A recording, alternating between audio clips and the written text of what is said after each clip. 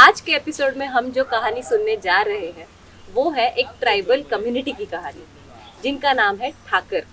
ठाकर समाज की कहानी जो सिंधुदुर्ग जिले के पिंगुई नाम के गांव में अपना काम, अपना आर्ट फॉर्म बढ़िया तरीके से फैला रहे हैं।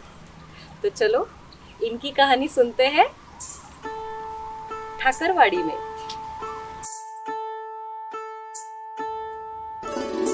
हर 10 किलोमीटर पर भाषा बदलती है, वैसे लोगों के रहन सहन की स्थिति, उनकी कला, संस्कृति बदलती है। कुछ ने अपनी कला की विरासत को प्रोटेक्ट करने की कोशिश की और कुछ लोगों की कला समय के साथ गायब हो गई। आज हम सिंधुदुर्ग जिले के पिंगुली गांव में ठाकर समाज के कला इतिहास को देखने जा रहे हैं। श्री गणपत सखाराम मजगे, जिन्हें राष्ट्रपति पुरस्कार से नवाजा गया था, इन्होंने इस ठाकरवाड़ी को बनाने में बहुत मेहनत की है। इनके बेटे कृष्णा जी मस्के, आज हम इन्हें मिलने जा रहे हैं। बेसिकली जब छोटे थे हम लोग, तब पापा घर में इसी के ऊपर पापा ने हमारा गुजारा किया है। यानी पापा ने ये आर्ट फॉर्म प्रिजर्व करके, ये आर्ट फॉर्म करके हमको पाला पोसा है। वो ऐसे ही बड़ा किया है। पापा कोई गवर्नमेंट सर्वेंट नहीं थे, कोई जॉब के लिए नहीं थे। जो भी उन्होंने अपने पापा से सीखा था वो उन्होंने किया और उनके पास से हमने किया, और उनको देख के ही मोटिवेट होते हैं। आज भी उनको देख के ही मोटिवेट होते हैं। ये म्यूजियम यहाँ पे एस्टेब्लिश करने का एक दूसरा रीज़न ये था, 2005 में मेरे पापा को नेशनल अवार्ड मिला, एपीजे अब्दुल कलाम सर उनके हाथों से राष्ट्रपति पुरस्कार। सो उसके बाद पापा को कहा तो लगा कि अरे ये मेरा आर्ट फॉर्म अगर इतना अच्छा है, सब लोगों ने, इतने पूरे भारत के लोगों ने इसको नवाजा है, तो इसको कुछ ना कुछ हम प्लेटफॉर्म देना चाहिए, कुछ ना कुछ अपना ये बनता है। तो इसके लिए उन्होंने सोचा कि लोग आते हैं, बस इंफॉर्मेशन लेते हैं, चले जाते हैं। सो इट्स बेटर अगर इसका हम एग्जीबिशन करते हैं। जैसे हम म्यूजियम में एंटर करते हैं तो सबसे पहला आर्ट फॉर्म हमें दिखाई देता है वो पांगुल बैल। पांगुल बैल यानी काइंड ऑफ नंदी बैल, आपने नंदी बैल देखा रहेगा। सो नंदी बैल जैसे ही ये आर्ट फॉर्म है, बस पांगुल सरने वाले लोग ये आर्ट फॉर्म प्रेजेंट करते हैं। इसके लिए इसको पांगड़ांचा बैल, इसके लिए पांगुल बैल बोलते हैं। और ये आर्ट फॉर्म बेसिकली ढोलकी करके एक इंस्ट्रूमेंट होता है, ऐसा वाला ढोलकी, यानी जो तमाशा में यूज करते हैं वो वाला नहीं। अच्छा। ये हमारा ट्रेडिशनल अलग है, जो एक काठी और एक हाथ से बजाया जाता है। तो ये ढोलकी, और दूसरा इंस्ट्रूमेंट होता है नेवरी, जो वहाँ पे कबर्ड में हमने रखा है, जो अपने फिंगर्स में एक डालते हैं और ऐसे अपना हाथ शेक करके वो बजाया जाता है। Oh okay. सो ये दो इंस्ट्रूमेंट के साथ वो प्रेजेंट किया जाता है। ओके। उसको गोंधड़ करके बोला जाता है, आपको पता रहेगा गोंधड़। सो गोंधड़ में गोंधड़ ज़्यादा होता है। सो उसमें सबसे मेन चीज़ जो होती है वो देवाची ड्यूटी। सो ये मशाल काइंड ऑफ होते हैं ऐसा। ये जो ड्यूटी है 200 साल पुराना है।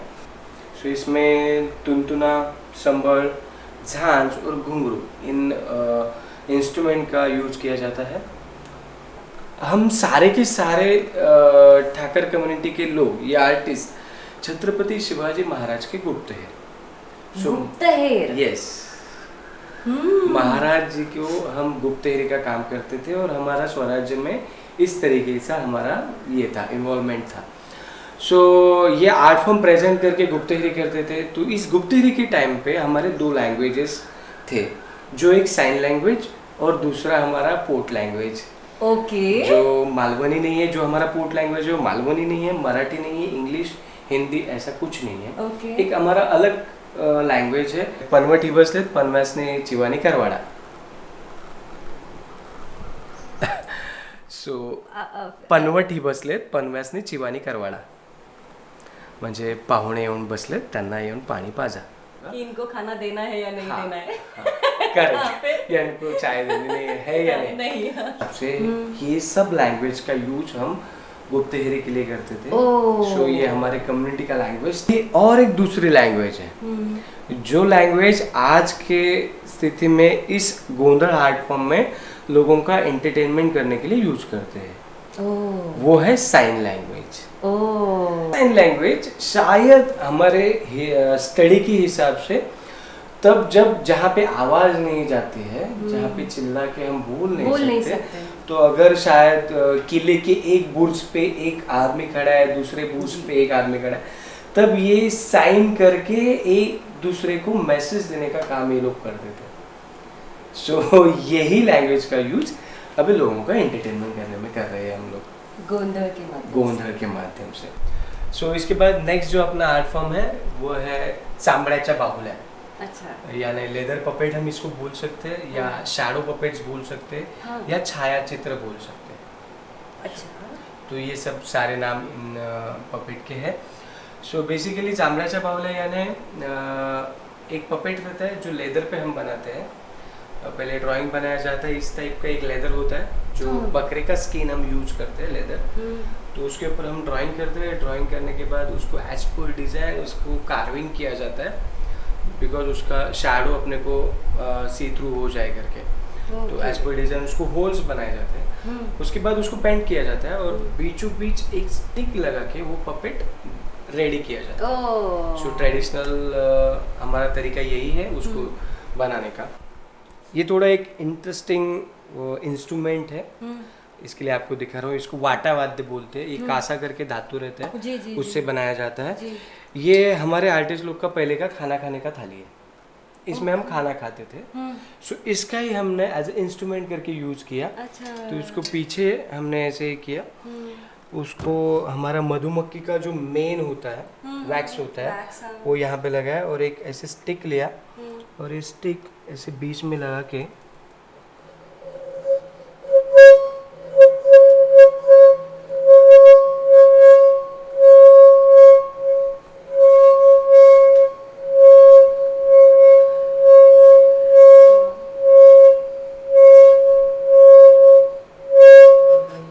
ये ऐसे बजाया जाता है। अगर इसका जगह मैं चेंज करूंगा, साउंड चेंज,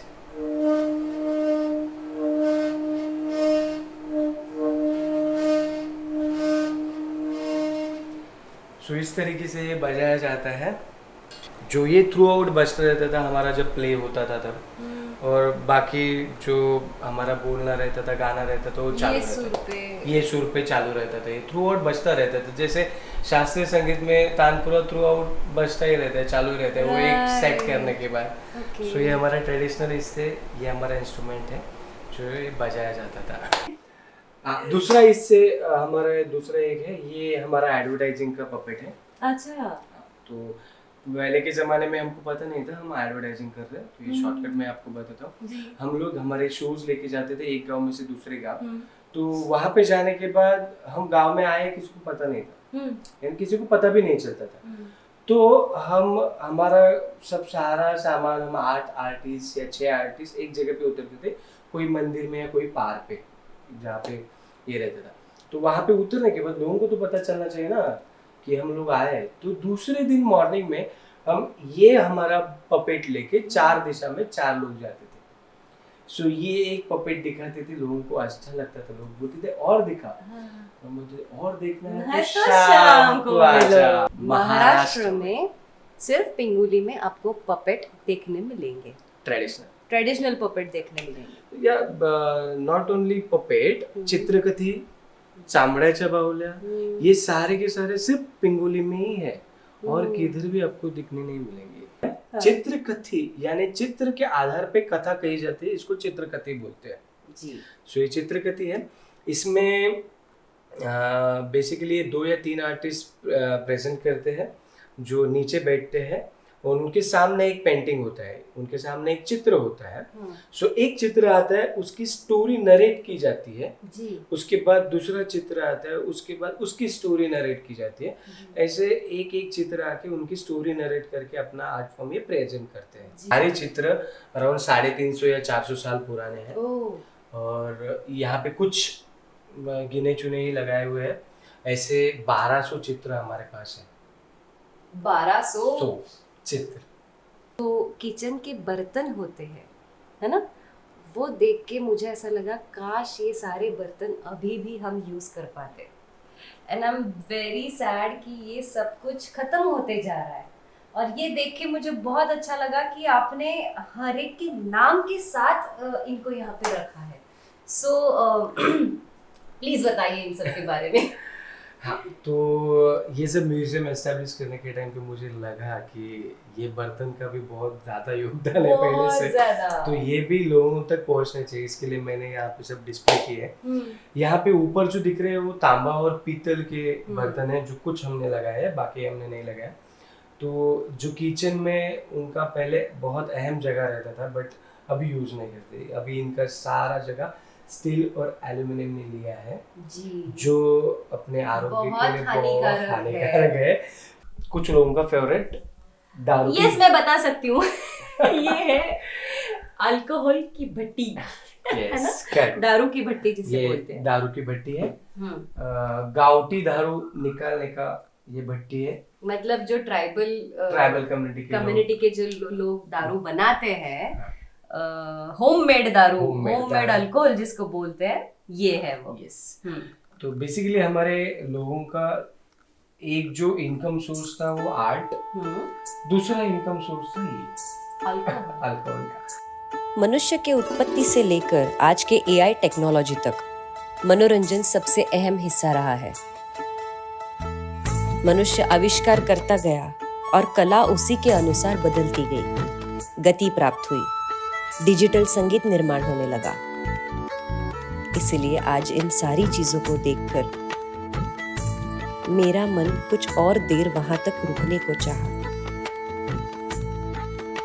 ऐसा सहज जीवन आज के जमाने में लाना बहुत डिफिकल्ट है।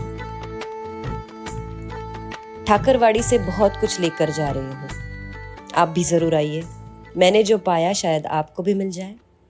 इतना बड़ा काम कर रहे हो आप, और वो काम लोगों तक पहुंचाने का मतलब आई होप कि यहाँ पे बहुत भीड़ हो और बहुत सारे लोग आए और देखे ये क्या कल्चर था, क्या खत्म हो रहा है।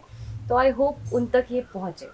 So all the best. और मैं आप सभी को ये ज़रूर बताना चाहूँगी फिर से, गोवा मुंबई, मुंबई गोवा जाते वक्त ये आपको ऑन द वे मिल जाएगा, तो ज़रूर आना, है ना? Thank you. Yes, thank you और आपका वक्त आपने दिया, थैंक यू सो मच।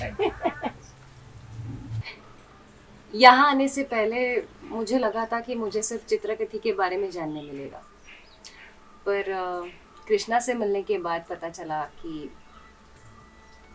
कितने बड़े लोग होते हैं अपने आजू बाजू की, जो बहुत बड़ा काम करते हैं, अपना कल्चर, अपना ट्रेडिशन लोगों तक पहुंचाने का काम, जो शायद मेरी अगली पीढ़ी या अगली से अगली पीढ़ी तक पहुंच भी ना पाए। तो इन लोगों को तो हैट्स ऑफ है ही। और मैं आपसे भी रिक्वेस्ट करती हूँ कि यहाँ ज़रूर आए और ज़रूर एंजॉय करें। आज की हमारी कहानी कैसे लगी कमेंट सेक्शन में ज़रूर बताइए, और मिलते हैं अगले एपिसोड में। तब तक खूब पानी पीना, एक्सरसाइज करना, तंदुरुस्त रहना, क्योंकि जिंदगी खूबसूरत है।